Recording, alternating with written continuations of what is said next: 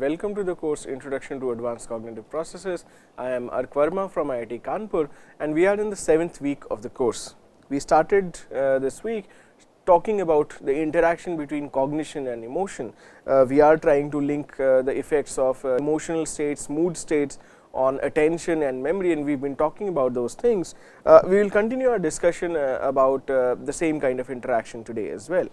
So, one of the important kinds of memories that people harbor or people come across are referred to as the flashbulb memory. Flashbulb memories are memories for events that are highly traumatic or highly positively life changing events. So, most people will tell you that they have a very good memory for the time of their lives when they were going through dramatic events, say for example dramatic events in the world at large. Say for example 9/11 for the United States or 26/11 for India, or say for example winning of the 2011 World Cup. I mean both kinds of positive or negative dramatic events, and people would remember things like the assassination of Rajiv Gandhi for that matter, or so many different things. So, a lot of people will tell you that I remember these, I remember information around these events rather vividly, and they show you a high degree of confidence in these kind of things. So, these kind of the memories for these kind of events, these kind of dramatic events, both positive and negative, is referred to as flashbulb memories. These events are also, I have talked about this in the memory chapter in the other course a lot. So, I will just kind of revise that a little bit for people. So, these kind of events that happen at the time of your life when significant changes are coming, things like the point when you got your first job, the point when you got married, what were your mental condition at that point in time, what was happening around you. So, the idea is in individual lives as well, or in broadly, as I was mentioning 9/11, 26/11, assassination of Rajiv Gandhi and those kind of things, people tend to have better memory for these events. So, Brown and Kulig, they basically in 1997 they proposed that dramatic events that are surprising have genuine consequences, and these genuine consequences have an individual trigger. They basically trigger a special kind of a neural mechanism, and this neural mechanism, what it does is it prints the details of such events in a more or less permanent sort of a manner in your head. So, the idea is they are saying, Brown and Kulig are saying that these events, because they are so high in significance, they are kind of automatically affecting the way you are going to encode this information, and this encoding is basically going to stay there for almost your entire life.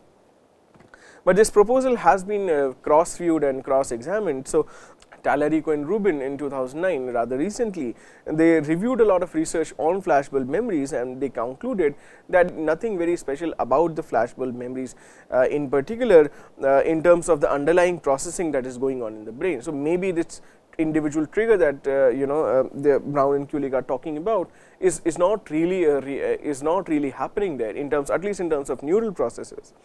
Flashbulb memories seem specially vivid because they typically refer to these distinctive events and sometimes suffer so little interference from other memories, because these are standout events. They are not things that you can easily mix up with other kinds of memories. Also, one of the things, and I have talked about this earlier as well, also one of the things about flashbulb memories is that you kind of keep hearing and rehearing them again and again. Suppose for example, a significant event happens today, and next day it is in the news, the other day it is in some panel debate, somebody is discussing about that. You go to your school or college, workplace, your colleagues and friends are talking about it, you come back, you are kind of telling your family about it a little bit. So, the idea is these kind of things also, this revision, this rehearsal, that multiple repetitive rehearsal that is going on might also be affecting how you are kind of encoding these things. So, flashbulb memories in that sense are important, and they are certainly special memories that people keep on, and people show a better recall at least for a long time. Now, let me talk about a different kind of memories, recovered memories. If you have read any of the literature from Sigmund Freud, or if you want to really kind of get a peek into this, you can go to the earlier course where I have talked about the history of psychology. Sigmund Freud was one of the most influential psychologists And one of the things that he talked about persistently was the effects of major traumatic events like childhood sexual abuse, and those kind of things.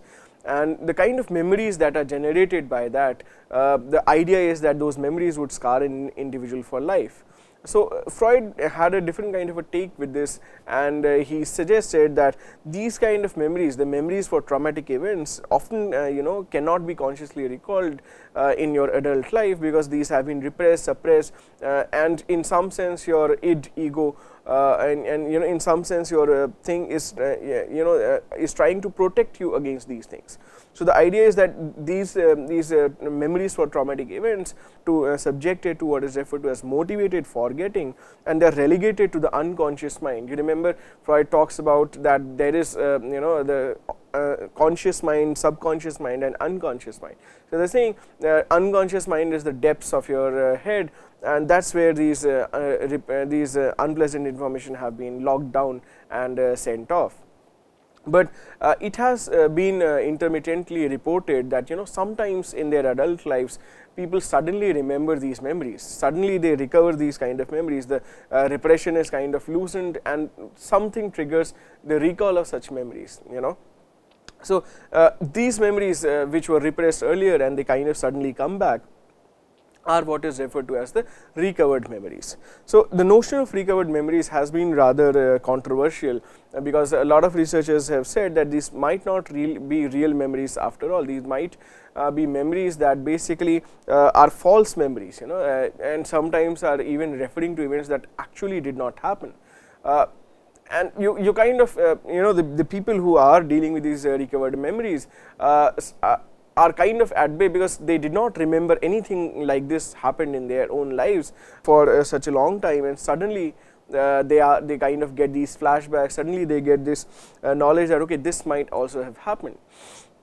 But there is obviously a great doubt and great debate between whether these recovered memories are genuine or not. So there could be a way to really talk about this. So Life and Feltovich, they basically in a study on adult patients admitted, and they showed that a lot of patients admitted having false memories. 80% of their cases, the therapist has suggested to them, that they had been victims of childhood sexual abuse, etc. And what these people probably did is consciously or subconsciously reconstructed events where something might like that might have happened, even though in reality nothing of that sort might have happened. So again, these kind of therapeutic things might kind of have different kind of consequences as well. Now Gerards and colleagues in 2007, they wanted to check the genuineness of these recovered memories, and so they had 3 groups of patients. They had patients who had reported recovered memories while they were in therapy, while they were in contact with the psychologist and were having these therapeutic sessions, and they had another group who said that they had recovered these memories outside therapy. They were not taking any therapy, it was not suggested by anybody, but they suddenly themselves started recalling these kind of things. And then there was a third group, a continuous memory group, which basically had all of these memories throughout their life. So they had never really forgotten that anyways. So the 3 groups were there, and Gerards and colleagues, they basically wanted to get an approximate measure of the genuineness of whatever memories these people have been reporting, and they basically asked them to provide corroborating evidence. Okay, so this is what happened in your life, can you give us some supporting evidence by way of dates, names, people who kind of confirm your account, those kind of things. So they asked these people to come up with corroborating evidence about these particular memories. Now a very interesting thing happens. So while the continuous memory group, obviously because they have not even forgotten these things, could provide most evidence, 45% of the evidence, the outside therapy group could also give kind of comparable evidence, around 37-38%. But most interestingly, the group that had reported recovering these memories inside therapy could not come up with a single evidence shared. So the idea is probably what is happening with these people is that when they are in therapy, they are in a highly suggestible state, and this person in a position of power here, the psychologist, is suggesting that that I think your problems are because you were sexually abused in your childhood, or somebody has mistreated you, and those kind of things. And a lot of times what happens is these suggestions lead to formation of memories. The human mind is rather constructive. We've talked about constructive effects of memory at length in one of the courses. If you want to really refer back, go back to the last course and kind of go through the memory lectures. I've talked about these things, but the idea is what is happening with these recovered memories is probably that people are reporting, are just kind of constructing them because of high suggestibility. Now, even though Freud basically suggested that memories recovered outside therapy could return as repressed memories because they are traumatic memories, Clancy and McNally in 2005 and 6, they found that a great majority of adults who reported recovered memories described them as confusing or uncomfortable, but none of them, or only a very few 8% of them described them as being traumatic. So, I mean, again, that claim also does not really hold a lot of water. Now, an alternative explanation could be that most spontaneously recovered memories happen because they might have been recalled because of some environmental cues, something, visiting the same place where something might have happened, or meeting the same person after 10, 20, 30 years. Those kind of cues might be used to bring back these kind of memories. So, that is a very important aspect. Clancy and McNally basically reported support for this kind of explanation, and they kind of reported that yes, participants did report that these memories were recovered because they were doing something, or they were engaging with information that could have acted as a cue. So, that is a little bit about the recovered memories. Now, let us move on to a different topic. Let us move on to memories and the emotions and what the brain has to do with it. So, strong effects of emotion on memory have been mediated, and they are certainly mediated by several of the regions of the brain that deal with emotional appraisal, expression, and comprehension. But most important organ, the most important area of the brain in perceiving emotions is the amygdala. Now, the amygdala basically is buried in the front part of the temporal lobe and is associated with several emotions processing.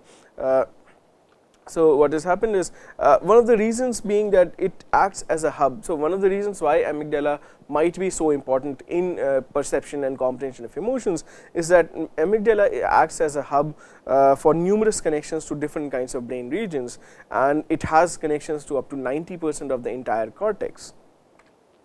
Now, there is already a lot of evidence about the fact that the amygdala is much involved in our processing of emotional stimuli.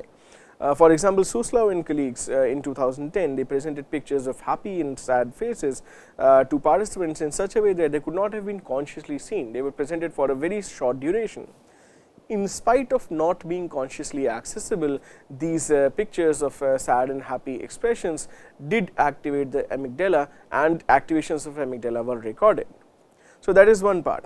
Patients suffering from depression were found to have greater amygdala activity to sad faces than to happy ones, whereas healthy control showed more amygdala activity to happy faces than sad ones. So, the kind of emotion that is processing or that is relevant to you, that you are kind of paying more attention to, is showing greater amygdala activity.